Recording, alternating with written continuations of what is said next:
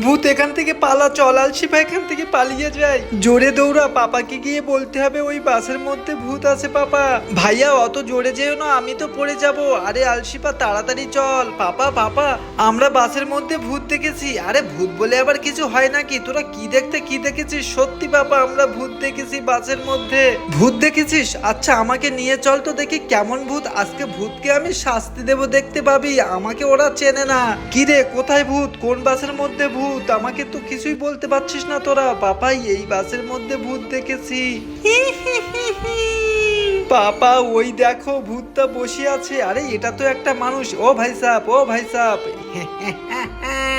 তোকে আজকে আমি ছাড়বো না। ছেড়ে দাও বলছি আমাকে। কি আমার হাত কোথায় গেল? এখান থেকে আমি এক্ষুনি পালাই। হাতটা তো নিয়ে যা। তোমরা কে কে ভূত বিশ্বাস করো বলে যাও আমাকে।